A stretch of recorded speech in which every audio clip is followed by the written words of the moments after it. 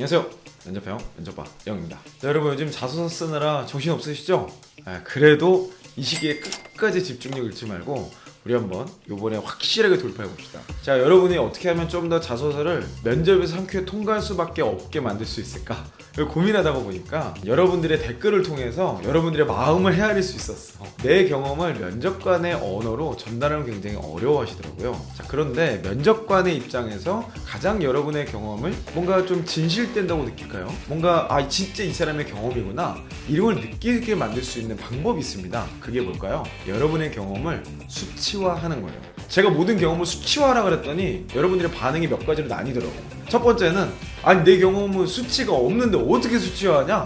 수치화 불가능! 이래가지고 그냥 수치화 불가를 선언을 보내시는 분이 있어. 또 그러다 보니까 주변에서 모든 경험을 수치할 수는 없다. 그러니까 네 잘못이 아니다. 뭐 이런 얘기를 하면 또 그럼 내 잘못이 아니야. 그러면서 그냥 거기에 동화되시는 분들이 있고.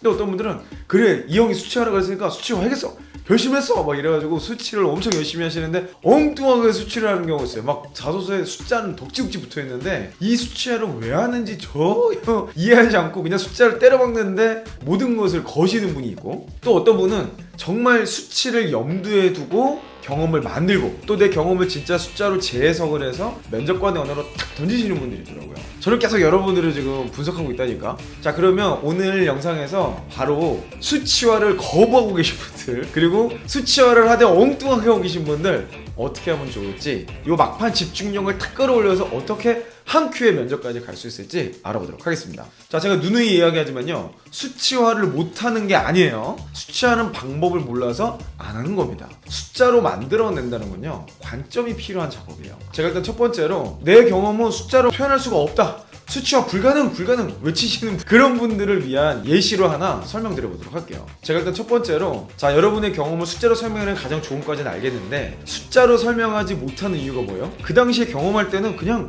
아무 생각 없이 시간이 흘러갔거든. 그러니까 지금이야 이 형한테 3C 얘기도 들었고 4P 얘기도 들었고 수치화도 들었고 하우 플러스 이제 또 막 들은 게 많으니까 경험을 만드시는 분들이 나름 그런 걸 기록도 하고 신경 쓰면서 해요. 근데 시간이 지난 걸 되돌릴 수는 없잖아. 그러니까 그 상황에서 여러분들 이걸 어떻게 할까 고민만 하고 못한다라고 그냥 포기해버리시는 거죠. 자, 근데 제가 이럴 때 하는 방법 두 가지 말씀드렸어요. 그 당시에 함께 일했던 사람들에게 조사를 해봐라. 그 당시에 일했던 상사, 동료, 그때 이게 몇 명이나 있었죠? 이 성과가 어디까지나 올라갔었죠? 그때 이런 문제가 많이 해결됐던 것 같은데 얼마나 기억나요? 이런 이야기를 서로 대화 나누다 보면 찾을 수 있다고 그랬어요. 두 번째로 유추의 방법을 써서 그 당시에 내가 대략 이 정도였던 것 같은데 여기까지 줄였던 것 같아, 이만큼 늘렸던 것 같아 라는 걸 나름의 근거를 가지고 체크해보는 거예요. 어느 정도 이걸 해놓은 뒤에 함께 했던 사람들에게 크로스 체크를 한번 물어보는 정도까지만 가도 굉장히 완성도가 높아지겠죠. 자, 첫 번째 말씀드린 건요, 그냥 오늘이라도 바로 약속하고 전화 한 통 하면 되는 거고,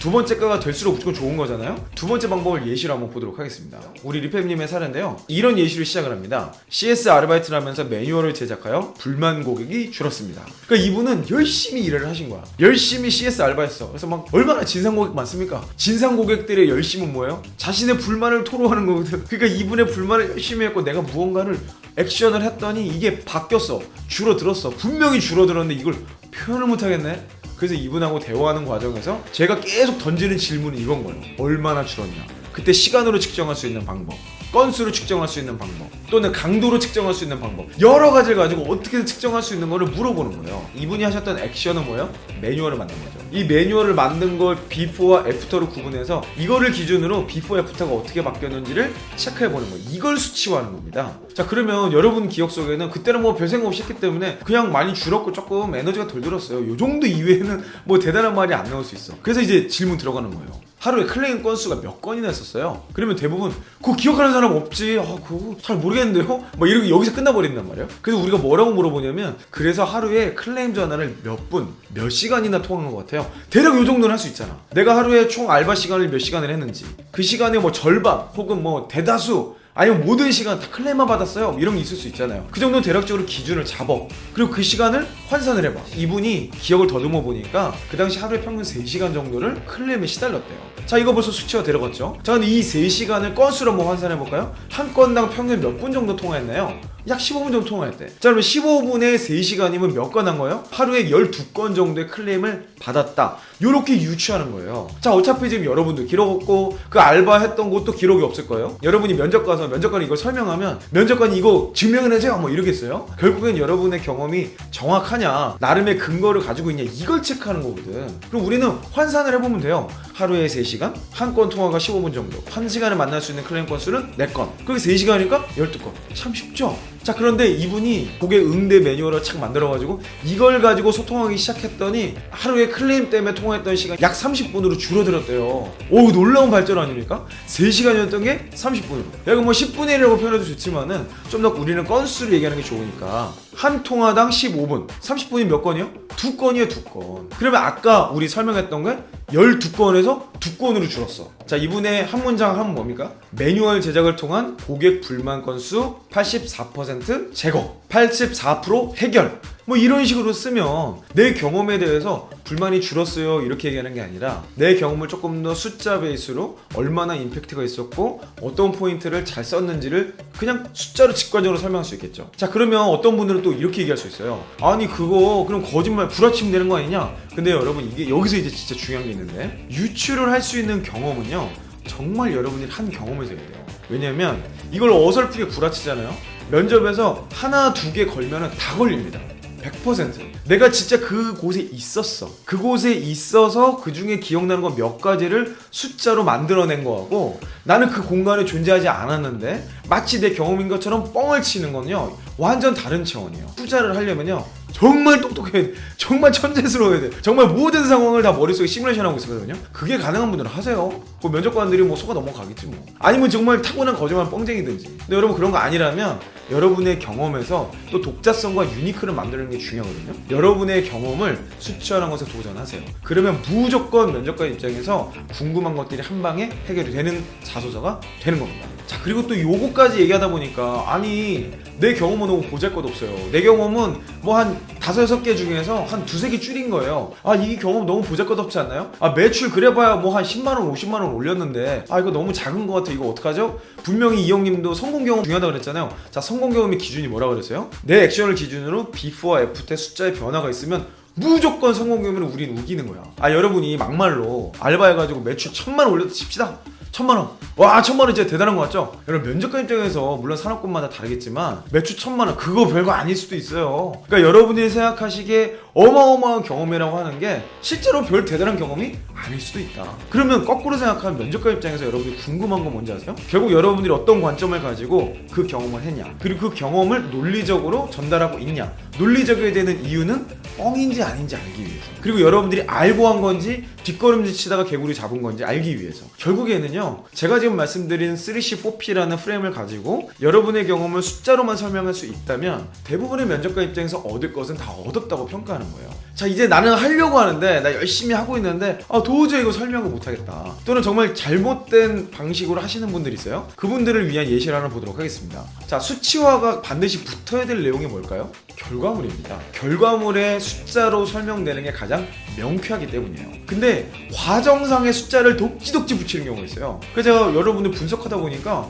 어떤 분들은요 뭐 자소서가 그냥 다 숫자야, 숫자 다 숫자인데 의미 없는 숫자만 막 도배가 되고 결국 제일 중요한 리저트에는 숫자가 안 들어가 있어요. 이거 완전 잘못된 숫자죠. 여러분들이 몇 명을 만났고 이런 거 다 수치가 맞아요. 그럼 맞지만 그거 자체 함몰될 필요는 없어. 예를 들어서 이런 거예요. 나는 다이어트 하기 위해서 매일 아침에 자전거로 운동을 하고 있습니다. 매일 하루에 1시간씩 자전거로 출퇴근하는 결과 일주일 만에 3kg를 감량할 수 있었습니다. 자, 지금 이거 아주 명쾌하죠. 매일 1시간 자전거 출퇴근이라는 액션이 있었고 리저트는 3kg 감량. 다 수치화가 돼 있고 내 행동까지 논리 구조가 명확하죠. 근데 여러분들이 어떤 실수를 하냐면 제 자전거는 10.5kg 짜리입니다. 이 10.5kg 짜리를 매일 시속 평균 24km로 1시간 동안 달린 결과 몸이 건강해질 수 있었습니다. 이런 식으로 표현하는 거랑 비슷한 거예요.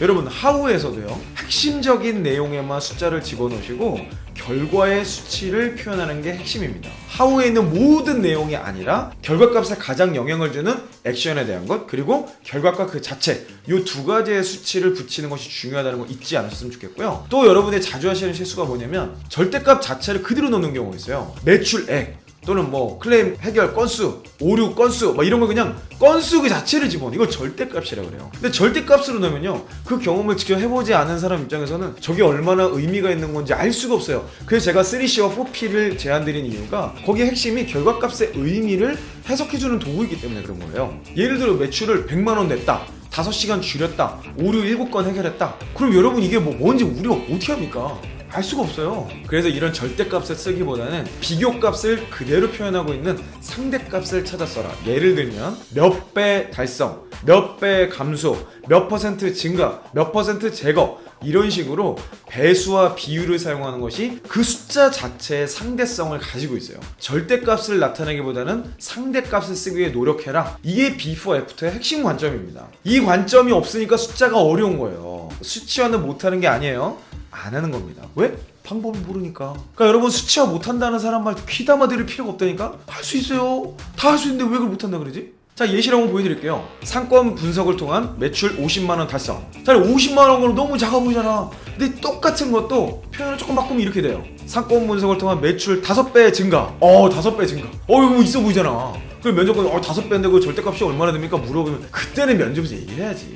50만원입니다. 원래 10만원밖에 안 나오던 거가 5배 성장하는 50만원을 달성할 수 있었습니다. 자, 근데 뭐 어떤 면접관은 이게 뭐 너무 작네 이럴 수도 있어요. 근데 대부분은요, 내 3C와 4P가 잘 분해됐다면 왜 이 행동을 했고 내가 어떤 행동을 했는지가 드러나는 거거든요. 그러면 결국에는 규모가 커질 뿐 이 행동이 회사 들어와서도 반복된다는 얘기예요. 결국엔 여러분들의 행동을 분석해서 확률이 높은 사람을 채용하는 게 지금 수시 채용과 구조화된 채용의 핵심 이론이죠. 그래서 수치화를 할 때는요, 절대값이 아닌 상대값을 쓰기 위해 노력해라. 무조건 비교 대상을 설정하고 그 대상 대비 좋은 값이었다는 것을 어필해라 라는 것을 잊지 마시기 바랍니다. 그래서 3C 분석이 중요한 거예요. 제가 왜 앞에서 고객 자사 경쟁사 분석을 그렇게 강조하는지를 여러분 이 영상을 통해서 꼭 깨달으셨으면 좋겠습니다. 자, 근데 예외가 있어요. 절대값으로밖에 설명할 수 없는 경우가 있습니다. 입상과 관련된 경우, 또는 예전에는 없었던 결과물 자체를 만들어냈던 것, 그러니까 없던 프로세스, 시스템, 물질 뭐 이런 것들을 만들어낸 경우는 무에서 유가 만들어진 거잖아요. 입상도 사실 1위 그러면 이것 자체가 제가 보기엔 상대성이 있어요. 하지만 그럼에도 불구하고 여러분 입장에서는 누구 대비 뭐라고 설명할 수 없으니까 이걸 절대값이라고 생각할 수 있는데, 입상 같은 걸 설명할 때는 몇 팀에서 1위, 30개 팀 중에 1위 이런 식으로 설명하시면 됩니다. 오늘 영상이 여러분 자소서의 막판 퀄리티를 끌어올리는 데 도움이 됐으면 좋겠고요. 제가 앞서서 여기와 연결돼서 이 영상들을 꼭 보라고 이렇게 포인트를 잡아드리고 싶어요. 더보기와 고정 댓글에 달아둘 테니까 이 영상 마치고 나서 꼭 그걸 들어가서 보셨으면 좋겠어요. 자, 오늘의 결론은 이겁니다.